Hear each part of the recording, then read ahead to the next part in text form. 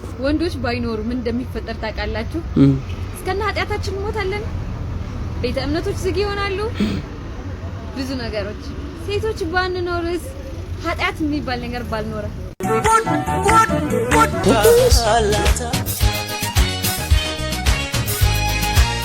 Get ready with me ወንጀለኛ ለመያዝ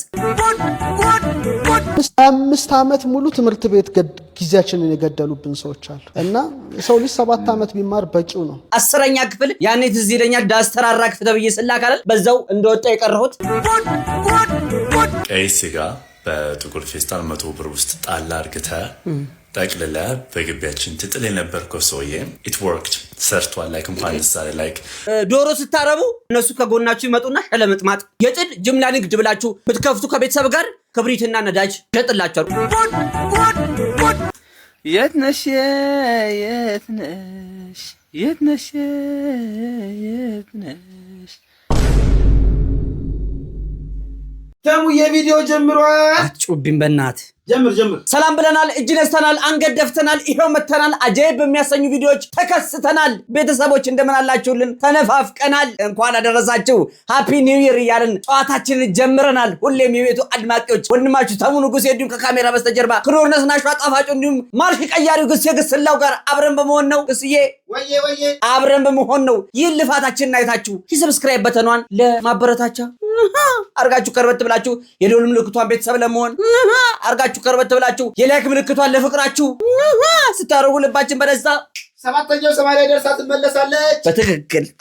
በትክክል ምርትና አገልግሎቶቻችሁ ማስተዋወቅ የምትፈልጉ ድርጅቶች በራችን ክፍት ነው። ይሄው የሶሻል ሚዲያ ሊንኮቻችን እየገባችሁ ማዘዝ ትችላላችሁ። በውጭ ዓለም የምትኖሩ ቤተሰቦቻችን እሰይ አዲስ ዓመት እሰይ አበባ ፍቅር ይዘልኝ ግባ መስከረም ጠባቆ እነሱ ጋር አረ መስከረም አይደለም እንግዲህ አበባ ይዘን እንዳንመጣ ራቃችሁብን። እኛ በውስጥ መስመር የአበባ ምልክት እንልካለን። እናንተ በውስጥ መስመር እኛን ወክሎ ኤክስፕረስ መኒ ዳሃብሽን ሪያ አበባውን ይዞልን ይመጣል።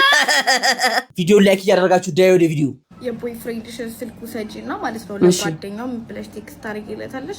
ከማን ጋር እንደሆንኩኝ ገምት እስቲ ብለሽ ቴክስት ጻፊለትና ምን ብሎ እንደመለሰልሽ ኮሜንት ላይ ጻፊ። እንግዲህ እኔ አይደለሁም እንድትጣሉ ያደረኩት። እኔ እኮ ከየት እንደሚመጣላችሁ እኔ ምለው እንደው ይቅርታ አድርጉልኝና ሴቶችዬ እንደዚህ አይነት ጭንቅላት ይዛችሁ ነው ወንዶች በደሉን ወንዶች እንዲህ ተካድን አይንሽን ላፈር ላሽ ማሽ ጣሽ ተባልን ብላችሁ የምታወሩት ስቅስቅ ብላችሁ የምታለቅሱት። ለነገሩ አሁን እናንተ አይደል የምታለቅሱት 2018 እና 17 እየየ ያለ ያለው እኮ ወንዱ ነው።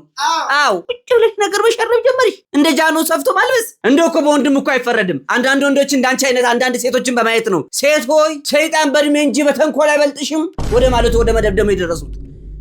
ተው እስቲ ለደግ ነገር ተጠቀሙበት። እናንተ እኮ ባለፈው ብየዋለሁ አላለላችሁም እንጂ ፈጣሪ አልፈቀደም እንጂ እርስ በርስ በብልቃጥ ብትራቡ ደስታችሁ ነው።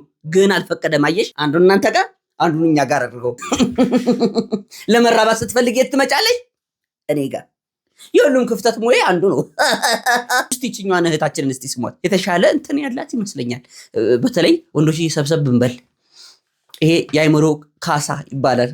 ወንዶች ባይኖሩ ምን እንደሚፈጠር ታውቃላችሁ? እስከና ኃጢያታችን እንሞታለን። ቤተ እምነቶች ዝግ ይሆናሉ። ብዙ ነገሮች ሴቶች ባንኖርስ ኃጢያት የሚባል ነገር ባልኖረ።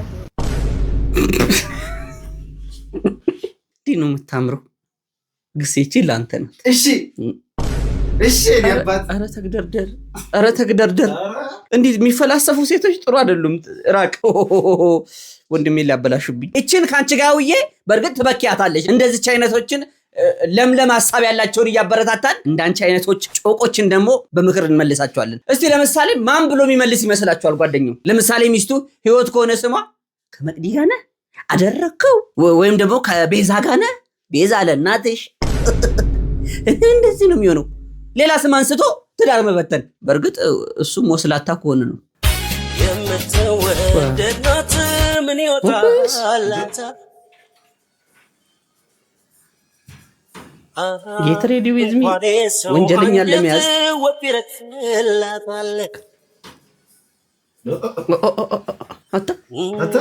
ይችን ማንኛም እናውቃለን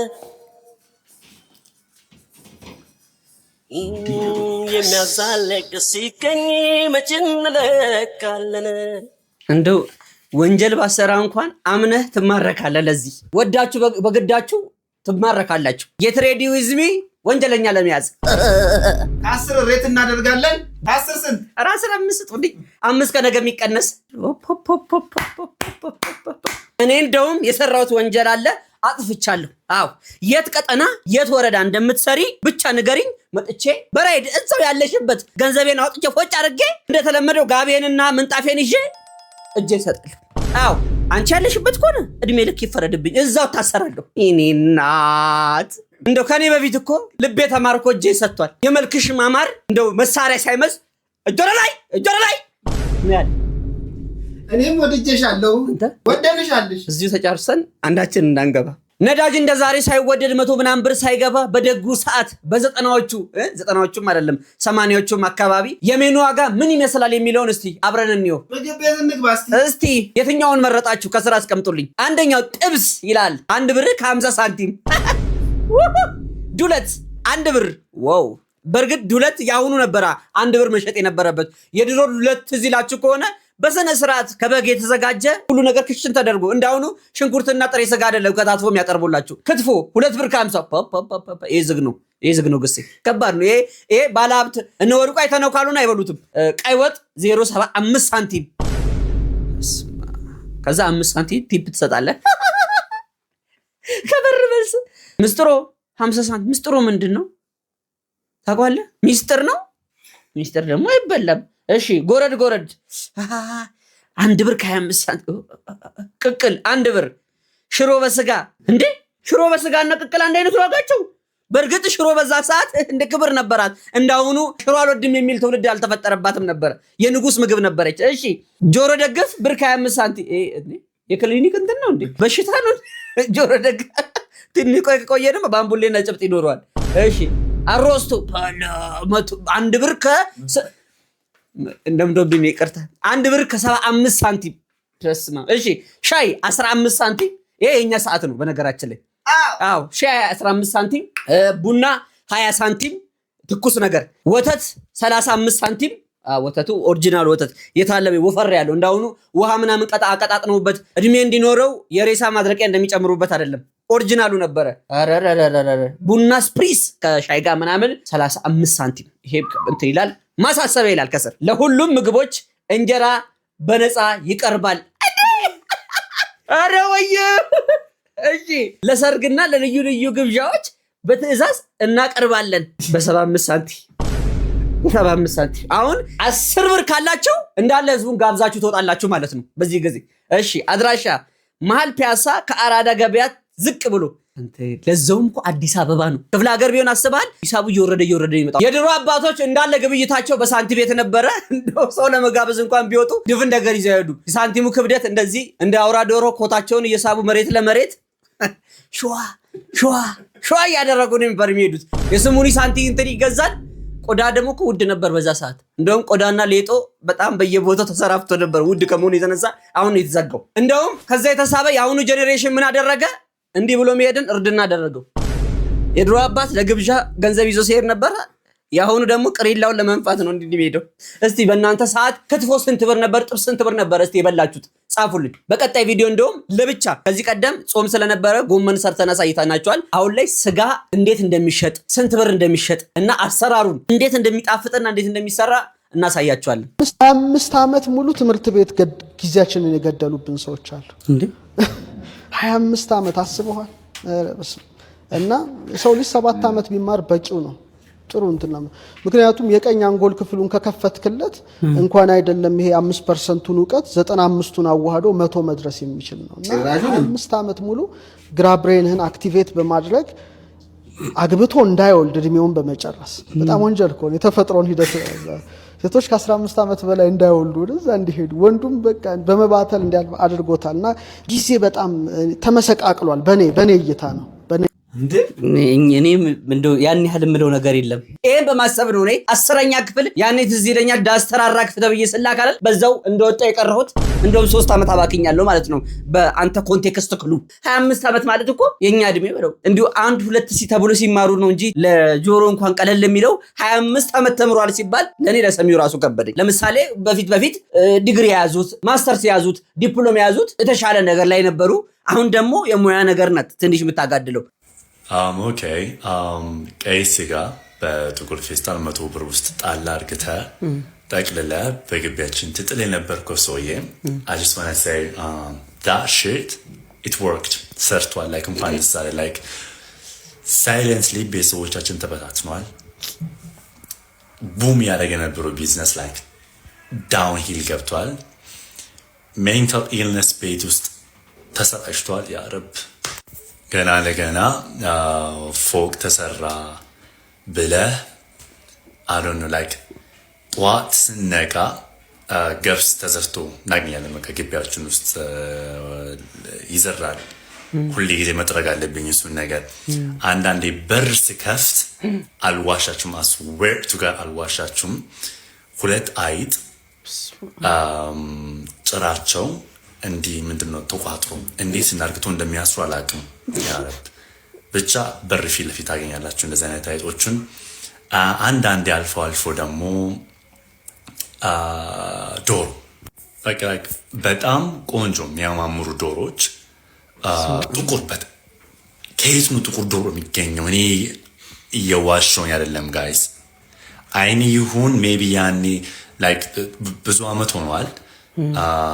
አይገስ ጥቁር ዶሮ አለ አይ ዶንት ኖ አይኔ ነው መሰለኝ። ጀስት ኖርማል ዶሮ ብቻ አይደለም ግን ዶሮዎቹ ያማምራሉ ጋይስ። ላይክ ዚስ ዶሮስ አር ዌል ፌድ ላይክ በደንብ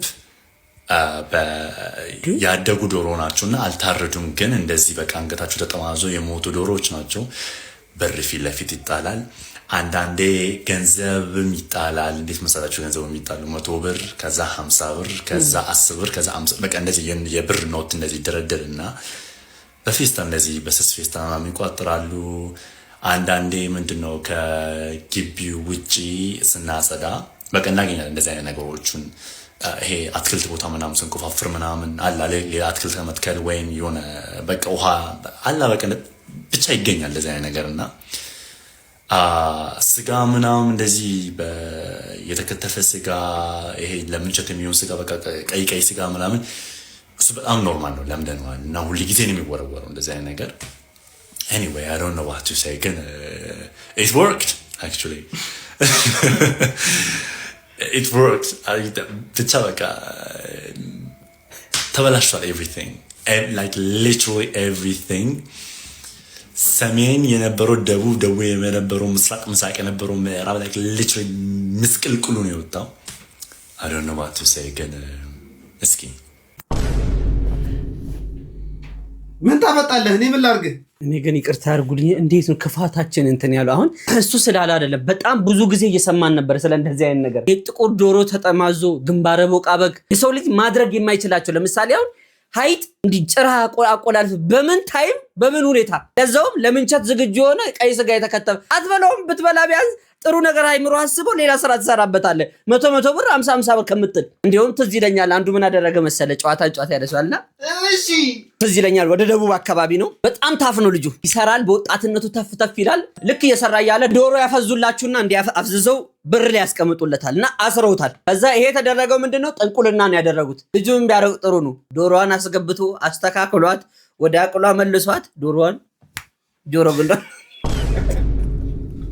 የመጡላችሁ ክፉ አጋጣሚ ወደ መልካም መቀየር ማለት ይሄ ነው። በየእምነታችሁ ጸሎት አድርጋችሁ አለ አንዳንድ ጠንቀሲስ ውስሚት ሰው አለ ጮክ ትክክል እንዲሁ ከጎን ዶሮ ስታረቡ እነሱ ከጎናችሁ ይመጡና ሸለምጥማጥ የጭድ ጅምላ ንግድ ብላችሁ ብትከፍቱ ከቤተሰብ ጋር ከጎን ክብሪትና ነዳጅ ሸጥላችኋል። ቁጭ ከጎን እኮ ነው እንዳለ ሽንክልክል አድርጎ ቁጭ ለማድረግ የአንዱ ማጣት እንዴት ለአንዱ ማግኘት እንደሚሆን ግራ ነው የሚገባኝና አረ ከፍተናል። ለማንኛውም በፈረንጆች 2026 በኢትዮጵያ ደግሞ 2018ን እንደዚህ አይነት ነገር ከላያችን ላይ ያንሳ። አሜን አሜን። እኔ አሁን ደግሞ ቲክቶክ ላይ ያስቸገሩት ይመጣሉ። ዱርዬ ማለት እናቱን የሚወድ እናቱን የሚያከብር ምናምን ግማታ በስሟ ስለማልክ ነው የምትወዳት አታ ወይ በሰው ፊት ግንባሯን ስለሳምካት? አንተ ማለት እኮ ይኸውልህ የቅሌታም ስደት ሄደክ 50 ብር 100 ብር እኮ ያስለመንካት እኮ ለዛው ሚዲያ ላይ አውጥተህ ያንተ እርድና እኮ ስማ ያንተ እርድና በሱስ ከንፈርህን የፍየል ቂጥ ማድረግ ነው። ልክ እንደሱ ማጥቆር ነው እርድና። ሌላ ምን ታውቃለህ? ለእኔ ፋራ ነው አንደኛ። አመት ባል ሲደርስ ሄዱ በግ በሬ ሄዱ አርዶላት ልብስ ይዞላት አስቤዛ ይዞ ሄዳል። አንተ ምን አባት ታውቃለህ? ሙጢ ዝጋታ ምን ይመስላል? ወገን የልጅነት አለው ወንድሜ። አራዳ ማለት ሱሰኛ መሆንና በየሶሻል ሚዲያ እናታችሁን አውጥታችሁ እናቴ ወድሻለሁ ብሎ መለጠፍ አይደለም። ያንተ ወድሻለሁ ዘይት ሆናታል፣ ሽንኩርት ሆናታል ወይ ቀለቤ ሆናታል ወይ? አይሆንም። እስክታርግ ድረስ የግሪሳ ሆድን እየሞላች ለዚህ ደረጃ ያበቃችን እናትን የሆነ ሰዓት ቁጭ በይ እረፍት አድርጊ ማለት አለብህ። ሸጎጥ ብለህ ጭራህን ቆልፈ ወረክ ስታደርግ ነው በየሶሻል ሚዲያ እናቴ ወድሻለሁ እናቴ ማለት ለኔ ትላለህ። ነገር ግን ከቤት ስትወጣ የበላህበትን ራሱ አንስተህ ወይ ደግሞ አጥባት ታስቀምጥም። ቢያንስ የተኛህበትን አልጋ ክፍልን እንኳን ማጽዳት የማትወድ ልጅ ነህ። እንደዚህ አይነት ነገር የምታወራው እንደ ማጂላል እየዞርክ ውጭ ወጥተህ ስትገባ እግር ፈርስ ይላል። እናትህ ራሱ ሼም ይዟት ማነው በትረግጦ የመጣው ትላለች። አንተ ራሱ ካልሲህን አታጥብም። ለራስህ የሚሆነውን ነገር እንኳን አታዘጋጅም። አይደለም እናትህን ልትረዳ። እናንተ አዶኒና ጃኒ እንደዚህ ፍቅር በፍቅር ይሆናሉ? እኔማ አንድ መልእክት አለኝ ለአዶኒ። አዶኒ ኢዝ አሞስቲሜሽን ዘ ድራይድ ሉሚቴሽን ነው ወይስ አይኖ ነው ሚስሚኔሽን? ጃኒ was impressed, okay? The mind is the old creation and the stupid nation. Adonia, small deep is the meditation, okay? Adonia is mine, okay, Johnny? Yeah, I'm most vacation. I'm lighting off. Really, okay? Bye.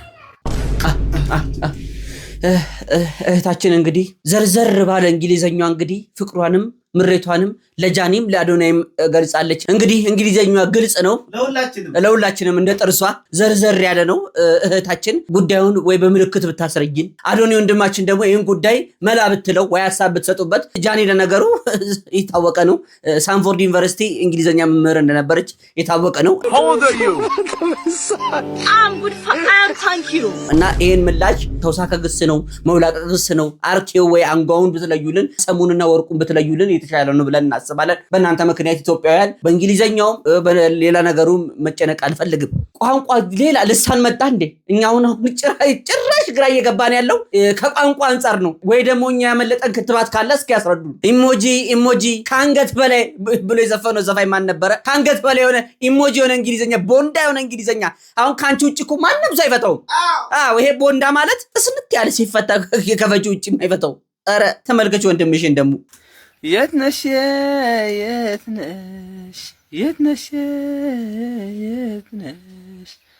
ህመምሽ የሳቀያለኝ እኔማ ተስፋ አይቆርጥም ይጠብቅሻለኝ።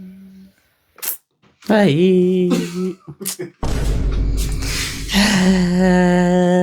ወዮ አለኩ ውስጥ እኮ አለ ግን ታምቋል። እንዴት ይፈንዳ? እዛ ከመጣረ ይጨርሰናል። እውነትህን ነው። ይሄ ዲማሚት ነው። የምወደውን ዘፈን የት ነው ማቆት አስበለኝ። የት ነሽ?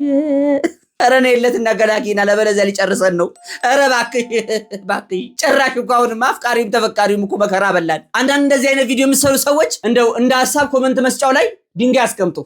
ኮመንት በድንጋይ ቢሆን አይቻልም ጊዜ እንደዚህ አይነት ቪዲዮዎች ከሀሳብ ይልቅ ድንጋይ ነው መስመር የሚያስይዛቸውና ኮመንት ሴክሽን ላይ ድንጋይ ብታስቀምጡ አጣና ነገር ብታስቀምጡ ቢያንስ በቃ ኦልሞስት 10 ሚሊሜትር ወንዳታ ደረሰኝ። በስመ አብ እንዴት ደስ ይላል! ወይኔ በስመ አብ ደስ ይላል። ደረሰኝ። ምንድነው ቦታው እንደዚህ ደስታ? አየር ላይ ኧረ ደረሰኝ። ምን ሎተሪ? ኧረ አይደለም እባክህ። ምን ኮንዶሚኒየም ቤት? ኧረ አይደለም እባክህ። ይሄ 00 ምናምን ቢሉት 50 ሺህ ብር ምናምን አይደለም። አታየውም እንደወረፈውን የባስ ወንበር ደረሰኝ። በቃ ተቀምጬ ነው የምሄደው። መጨረሻ ለምወርደው ደስ ይላል። በስመ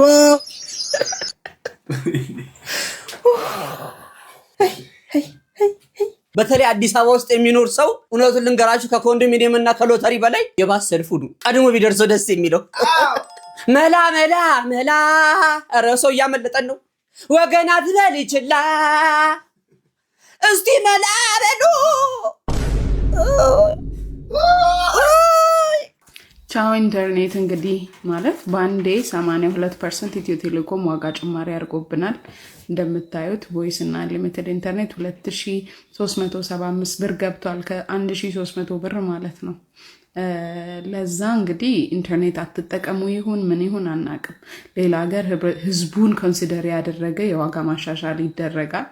ግን ይሄ ባንዴ 82% መጨመር ማለት ምን እንደሆነ አላቅም። እውነት በጣም ነው የሚያሳዝን። ወደ ሁሉንም ዲጂታል እናድርግ፣ ክፍያዎቻችን በዲጂታል ናቸው፣ ብዙ ነገር በዲጂታል ነው አሁን ባለንበት ጊዜ ማለት ነው። ግን 2400 እንግዲህ ማን ከፍሎ ይጠቀም አናቅም። ወይስ በቃ እንዳንጠቀም ስለምትፈልጉ ይሆናል ወይስ የኛ ድምጽ ሪሊ ማተር ያደርጋል? ሁሉ ነገር በኢንተርኔት በሆነበት ጊዜ ላይ እንደዚህ አይነት ማለት ዋጋ መጨመር ወይ ደሞዝ ተጨምሮ ወይ ኢንካማችን ጨምሮ ምናምን እኮ አይደለም። ኢንፍሌሽን እየጎዳ ያለው ደሃ ሁላችንንም ነው እየጎዳ ያለው በቃ እና በጣም ነው የሚያናደው። እናንተ ምን ትላላችሁ? አይ አም ሶ ፒስድ። እንግዲህ በሰሞኑ ኢትዮ ቴሌኮም በእያንዳንዱ ፓኬጃቸው ላይ ጭማሪ ያደርገዋል ማለት ነው። በዚህም በተነሳ ብዙ ሰዎች ኮምፕሌን እያደረጉ ነው። ኢትዮ ቴሌኮምም ሳፋሪዎችም ዋጋ ጨምረዋል ማለት ነው። እና ሲጨመር አንዴ እንዳለችው እህታችን 80% ነው የተጨመረው። ከአንዴ ከ1300 ብር ወደ 2370 ምናምን ብር ነው የገባው ማለት ነው። ይሄ ደግሞ ኢትዮጵያውያን ከኢንተርኔት ጋር ያለን ቁርኝነት አሁን ላይ በጣም እየናኘ ነው። ከዚህ ቀደም እንግዲህ ኢትዮ ቴሌኮም ላይ የተነሳ ኮምፕሌን እሱን አቅርበን ፍርዬ ከጄት የፈጠነ ከውሃ የቀጠነ ምላሿን ሰጥታ እናታችንን አስደስተው መልሰውልናል። ሀሳቡን ተቀብላችሁ የጨመረበትን ምክንያት በዚህ ምክንያት ነው የሚለውን ነገር ምላሽ ትሰጡናላችሁ ብለን እናስባለን። ምን ይደረጋል ያለ ኢንተርኔት እንግዲህ አሁን ላይ ዘመኑ የግሎባላይዜሽን ነው። ግሎባላይዜሽን ደግሞ ኢንተርኔት ይፈልጋል። እንግዲህ በሰሞኑ ከተከሰቱ ነገሮች መካከል ቀነኒን በተመለከተ እንዲሁም አባገዳዎችን በተመለከተ አዲስ የተፈጠረ ነገር አለ። ምንድነው እሱ? ሰምተን እንመለስ። መላው የኦሮሞ ህዝብ፣ መላው ኢትዮጵያ ህዝብ እንድታቁልኝ የምፈልገው እንደ ቀነኒ ቤተሰብ እኛ ከአባገዳዎቹ ጋር ያልተስማማንበት ቦታ የአባገዳን ስርዓት የገዳን ስርዓት አለመቀበል ሳይሆን አለማክበር ሳይሆን የቀነኒ ጉዳት በግልጽ ሊጣራ ይገባል ከሚል አኳያ ነው። ፊቷን እንደዛ ያደረገው የደረሰባት ጉዳት መጠንና ጥልቀት መታወቅ አለበት። በጎጂው በኩል እየተባለ ያለው አልገደልኩም ግን ጉማ ከፍላለሁ የሚል ስለሆነ እሱን ጉማ አንቀበልም፣ ልጃችንን ጉማ አንበላም ነው ያልነው። ያለው ይሄንን ነው። ከዛ ውጪ እዛ እንትን ላይ ያልተገኘንበት ምክንያት ይሄ ነው። ሌላው ቤት አለን። ቤታችን ሁለቴ መተዋል። የተነጋገርነው አለ። ከመሐላ በፊት መጣሪያት ያለበት ነገር አለ ብለን አመልክተናል። አጣሪቼ መለሳለሁ ነው ያሉ። መጨረሻ ላይ ግን ያሉት አባገዳው ወደ መሐላ ነው የምንሄደው፣ ከመሐላ በኋላ ነው ያሉት። እኛ ያንን መሐላ አልተቀበለም እንደ ቤተሰብ። ይሄን እንድታቁን እንፈልጋለን። በመጨረሻ ማለት የሚፈልገው መላው ውጪም ያላችሁ ውስጥም ያላችሁ ለቀነኒ ፍትህ ስትጠብቁ የነበሩ ኢትዮጵያውያን በሙሉ ከልብ የመነጨ ምስጋናችን እናቀርባለን። እንግዲህ እንደሰማችሁት የሟች ቤተሰብ አባት በገዳው ስርዓት እርቅ ተደርጎ አንዱዓለም ጎሳ ወደ ስራው እንዲመለስ ጥሪ ተቀርቦላቸው ነበረ። የኛ ጥያቄ ገዳዩ በትክክል እንዲታወቅልን እንዲሁም የአሟሟቷ ምክንያት ምን እንደሆነ በስነ ስርዓት እንዲታወቅልን ነው እንጂ ስርዓቱን ባለመቀበል አይደለም ብለዋል። እንግዲህ የቀነኒ ጉዳይ ድጋሚ አሁንም ተነስቶ እልባት ያግኝ የሚል ጥያቄዎች እየበዙ ነው። ብዙ ሰዎች ማስተያየት እየሰጡበት ነው። ይሄን ቪዲዮ ስቀርጾ ከሌሊቱ 7 ሰዓት ነው። ድንገት ይሄ ቪዲዮ ፎር ፔጃችሁ ላይ ከመጣ እንደምንም ለሰው አድርሱልኝ። ከመተኛቴ በፊት 3 ሰዓት ምናምን አካባቢ የቀነኒ አባት ቪዲዮ ለቀው ነበረ። የቀነኒ ጉዳይ ስቲል ፊቷ አለ አይኔ ላይ ምናምን እና ይረብሸኛል። አንድ ሰሞን በጣም ኢሹ ነበር። ኢሹ የነበረው ለኛ ነው፣ ለአባቷ ቤተሰቧ፣ እናቷ ስቲል ልባቸው እየደማ ነው። ለምን መሰላችሁ? ፍትህ አላገኘችም። ዝም ብለው ነው የቀበሯት። አላስታመማት። እንዴት ሆንሽ አላሏት። ብቻ እኔ ባዳ ሁኜ ስቲል ፊቷ ካለ አይኔ ላይ የአባትየውን አስቡት እና መተኛት አልቻልኩም። ከእንቅልፌ ቀሰቀሰኛው ይሄ ጉዳይ ነው ስላሴ እና ጉዳዩ በህግ እንደተያዘ ኦፍኮርስ ሁላችንም እናውቃለን። እና አሁን ጉዳዩ በካሳ እንዲያልቅ ተብለው ለዛ ነው ቪዲዮ የሰሩት። አዲስ ቪዲዮ ሰርተዋል እና እያሰብኩት ነበር ላላስታመሟት ለተደበደበችው ፊቷ በልዞ የቀበሯት ልጃቸው ምን አይነት ካሳ ነው የምትሰጧቸው? ምናቸው እንዲክሳቸው ነው? እና የኔ ጥያቄ ከካሳው በላይ ፍትህ ሰጣቸው የዘላለም እረፍት ብትሰጧቸው ባይነኝ። እኔ በእንቅልፌ ነው የቀሰቀሰኝ። ቀን ላይ ያየሁት ቪዲዮ የአባትየው አይን በቃ አሁን ነው ከእንቅልፌ ያነቃኝ። ሚካኤል እና ግፍ አትስሩ። ግፍ በጣም መጥፎ ነገር ነው። ሰው የዘራውን ነው የሚያጭደው። ምንም ኃይል እጃችሁ ላይ ቢኖር ሸምበቆ ነው። ኃይል ከእግዚአብሔር ብቻ ነው ያለው። የሰው ልጅ ከእግዚአብሔር በታች በጣም የከበረ ፍጡር ነው። ሰው ላይ ግፍ አትስሩ። በዚህ ጉዳይ ፍትህ እንዲጓደል እያደረጋችሁ ያላችሁ ሰዎች ካላችሁ ኢቭን ኮሜንት ሴክሽን ላይ ራሱ ይህን ነገር ማውገዝ የማትችሉ ሰዎች ግፍ ነው ይሄ ራሱ። እግዚአብሔር እንግዲህ በድጋሚ ለሟች ቤተሰቦችም መጽናናት፣ ነፍሷም ላለፈው እህታችንም ነፍስ ይማር እንላለን። አንዲትን ሴት ከስኬት ከገንዘብ ከተለያዩ ውጤታማ ከሚያረጋት ነገሮች አንድ ይስባታል ወይም ወደ ኋላ ይጎትታታል ተብሎ እየታሰበ የመጣው በፊት ክብሯ የነበረው አሁን ግን የሚጎትታት ትዳር ነበር፣ ትዳር ነው። ስለዚህ አሁን ብዙ ሴቶች በጣም ሰክሰስፉል ለመሆን ጥረት ያደርጋሉ፣ በጣም ይማራሉ፣ በጣም ጥሩ ቦታ ላይ ለመድረስ በጣም ይሮጣሉ። ከዛም በኋላ ግን የህይወታቸው አንድ አካል የሆነው ትዳር ላይ እድሜያቸው በሚገባበት ሰዓት ላይ አዌክን ሆነው ትዳርን ፐርሱ የሚያደርጉበት ሲናሪዮ ላይ አይደርሱም፣ ብዙ ሴቶች አይደርሱም። ስለዚህ አሁን ማህበረሰቡ ከጊዜ በኋላ የሴቶችን ወዝ የሴቶችን ዋጋ ከሰክሰስ ጋር ብቻ ካቆራኘው ሰንብቷል፣ በጣም ሰንብቷል። ጀግና ናት፣ እሷ ጎበዝ ናት የምትባለው ሴት በአጠቃላይ ራሱ ሴታ ሴት የሆነችው ሳትሆን ልክ እንደ ወንድ ሴትነቷን ጥላ ነገሮችን የምታደርገው ከሆነች ቆይቷል። ኢማጂን አንድ ነገር አስታውሱ። አሁን ላይ ትልልቅ ሰዎች የምንላቸው በደርግ ጊዜ ህፃናት የነበሩ ወይ ወጣቶች የነበሩት ናቸው። እነሱ በዛ ርዕዮተ ዓለም ተጠምቀው እኛን እንዳሳደጉ እንዳትረሱ። ስለዚህ ትራዲሽናል የሆነው ወይም ደግሞ ይሄ ወግ አጥባቂ የሆነውና ማህበረሰብ ተኮር የሆነው ሴት ላይ የሚታየው አይደንቲቲ ከጊዜ በኋላ ታጥቧል። ከጊዜ በኋላ እየወጣልን ያለው ኢቭን ለመውለድ ስናስብ ቅድሚያ አይምሯችን ውስጥ የሚመጣው ዴኬር እና ሞግዚቶች ናቸው እንጂ ዋጋ ከፍለን ለጥቂቱ ጊዜ እንኳን ልጆቻችንን ለማሳደግ ፍላጎትም ሀሳብም ነው። ትክክል።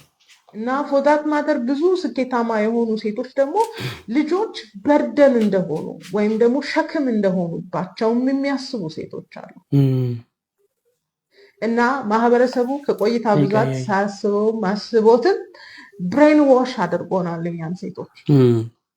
እናት መሆን ቫሊዩ የሚደረግ ነገር እንዳልሆነ ልክ ወልደን ስንቀምጥ አሁን ለሰራተኛ ስጪና ውጪ፣ አሁን ዴኬር አስገቢና ውጪ፣ ምን ቤት ውስጥ አርመጠመጠሽ ምን ታረጊያለሽ ብለው የሚነግሩን ትንንሽ ልጆች ጓደኞቻችን አብረው የሚሰሩን ሳይሆን 70 እና 80 ዓመት የሞላቸው ሰዎች ጭምር ነው። ለምን እናት መሆን ሚስት መሆን ሴትን ከስኬቷ እየመለሳት ሴትን ስኬታማ እንዳትሆን እያረጋት እንደሆነ እነሱ አምነው እኛን ካሳመኑ ቆይተዋል። በዚህ ሁኔታ ቤት ውስጥ ቁጭ ብለሽ ልጅ ስታሳድጊ ማህበረሰቡ ፕሬዝ የሚያደርግሽ ይመስልሻል? አምቢሽን እንደሌለሽ፣ ሰነፍ እንደሆን፣ ግድ እንደማይሰጥሽ ለሌላው ነገርሽ አይደል መልሰው መላልሰው የሚያስታውሱሽ። ትክክል። ምን ያንቺ ልጆች ከወርቅ ነው እንዴ የተሰሩት? ምን ያንቺ ልጆች የተለዩ ናቸው እንዴ? ምን ዴኬር ሰተሽን ውጪ የሚል ማህበረሰብ ባለበት አንቺ ስቴይ አት ሆም ማም ልሁን ስትይ፣ ቤት ውስጥ ሆኜ ልጆችን ላሳድግ ስትይ እንደ ሰነፍ የማትቆጠሪበት ምክንያት የለም። ቢካዝ ዊ አር ብሬን ዋሽ ተደርገናል። እና ቤት ውስጥ ልጆችን ለማሳደግ ወስናችሁ ስትቀመጡ ለዘመናት የተቀመጠ ዲስካሬጅመንት ቤታችሁ በእያንዳንዱ ሰው እንደሚገባ ላስታውሳችሁ እፈልጋለሁ። እናት አባት አይቀር ቤት ቁጭ ብለሽ ልጅ እንዳታሳድጊ ነው እንዴ ያስተማርሽ ይሉሻል። ጓደኞች እንዴ ምነው ራስሽን ጣልሽ ተዝረከረክሽ እንዴ ምንድን ነው ይሉሻል። ባልሽም ቢሆን ለየት ለወጥ ብለሽ እንደው ከቀድቦ ከሚያቀሽ ለየት ብለሽ ምንድን ነው እንደዚህ እንዴ ቤት ውስጥ መሆን እንዲህ ነው እንዴ ሊልሽ ይችላል። ስለዚህ በመጀመሪያ የመረጥሽው መንገድ የመረጥሽው ፓዝ በጣም ከባድ እንደሆነ እንድታምኝ ይፈልጋሉ። ቤት ቁጭ ብዬ ልጅ ላሳድግ ስትይ ሰው የሚሰማው ሰነፍ ስለሆንኩኝ ስራ ስለማልወድ መልፋት ስለማልፈልግ ቁጭ ብዬ ስዝረከረክ ልዋል የሚለውን ነገር ነው ብዙ ሰው የሚሰማ። በጣም ኢምፓወር በተደረግን ቁጥር ፓረንቲንግ ወይም እናትነት እንደ በርደን እንጂ ከእግዚአብሔር እንደተሰጠ አንድ ኃላፊነት እንደሆነ መቁጠር እንኳን ካቆምን በጣም ቆይተናል። ልጆች እግዚአብሔር ስጦታዎች ናቸው። እግዚአብሔር ልጅ ሲሰጥሽ አምኖሽ ትንከባከቢዋለሽ ብሎ ሰጥቶሻል። አደራውን መወጣት ያንቺ ኃላፊነት ነው፣ አለመወጣትም ያንቺ ኃላፊነት ነው እና ኤንድ ግን ሪዋርድ የምትደረጊበት ነገር እንደሆነ በመጀመሪያ ደረጃ ልንገርሽ። ማህበረሰቡ ከአንቺ ተቃርኖ እንደቆመ መጀመሪያ ሪማይንድ ላድርግሽ። ምክንያቱም ሴትን ሴት የሚያደርጋት አሁን ሴትን ቫልዩ የሚያሰጣት እሴቷን የሚጨምረው ነገር ጥሩ ሴት ዘናጭ ምናምን የሚያስብላት ነገር ልጆቿን እንደምንም ምንም አድርጋ ትታም ለሰራተኛም ሰታ ለዴኬርም ሰታ ለምንም ሰታ ብቻ ኢንዲፔንደንትሊ ስራ ውስጥ ስትገባ ነው ፕሬዝ እየተደረገች ያለችው። ታዲያ ይሄንን ፕሬዝ የሚያደርግ ማህበረሰብ አሁን ያለሽን ውሳኔ አፕሪሺየት የሚያደርግ ይመስልሻል? አያረግልሽ። ነገር ግን ምክንያቱ ይሄ የሚሆን ያን አሁን ያለሽበት ሁኔታ ላያስደስትሽ ይችላል። አሁን ያለሽበት ሁኔታ እንደጠበቅሽው ላይሆን ይችላል። ብዙ ሴቶች ትሉኛላችሁ ከባለቤቴ ጋር ተስማምተን አንቺ ቤት ተቀመጪ እኔ እሰራለሁ ተባብለን ነበር፣ አሁን ያየሁት ነገር ግን አሁን የሚሆነው ነገር ግን ልክ አይደለም የምትሉ ሴቶች አላችሁ። ካነሳሽው ሐሳቦች ሁሉ ምንም ሚጣል ነገር የለውም። እውነቱን ለመናገር ከሆነ በእርግጥ የኑሮ ሁኔታ ትንሽ ከበድ ስለሚል ሚስትም ባልም መስራት አለባቸው። ይሄ ትክክል ነው፣ መተጋገዝ አለባቸው። እንደ ተፈጥሮና እንደ ፈጣሪ ፍቃድ ከሆነ አይንን ባይን ማየት ግዴታ ነው። አሁን ላይ በተለይ ብልጥጥ እያሉ ያሉ ሴቶች አሉ። መውለድን ሲያስቡ ኧረ እኔ ሼፔ ይበላሻል ቦርጬ ቢወጣስ እንዲህ ቢሆንስ እያሉ ከዓላማቸው ወደኋላ እየቀሩ መውለድ ባለባቸው ሰዓት የማይወልዱ አቅፎ ማያሳድጉ ስንት ሴቶቻችን አሉ። መውለድ ኋላ ቀርነት አይደለም። የስኬት ሁሉ ስኬት ገንዘብ ብቻ መቁጠር ሳይሆን አይንን ባይን ማየት ዘርን መተካት የፈጣሪ ፍቃድ መፈጸም ነው። ቪዲዮን አይታችሁ ጨርሳችኋል፣ አፕሮቫል ሰተናችኋል። ቤተሰብ እዚህ ቤት ውስጥ ገብታችሁ ሰብስክራይብ ሳታደርጉ እንዲሁም ላይክ ሳታደርጉ መውጣት የደወል ምልክቷን ሳትጫኑ መቀየስ ማለት በእኛም ደስተኛ አይደላችሁም ማለት ነው። እኛ ደግሞ ደስተኛ እንድትሆኑ ፈልጋለን። ሐሳባችሁን ኮሜንት ሴክሽን ላይ አስቀምጡልን። ምርትና አገልግሎቶቻችሁ ማስተዋወቅ ከፈለጋችሁ ድርጅቶች አብረን እንስራ። ይሄው የሶሻል ሚዲያ ሊንኮቻችን እየገባችሁ ማዘዝ ትችላላችሁ ማለት ነው። ቴንክ ዩ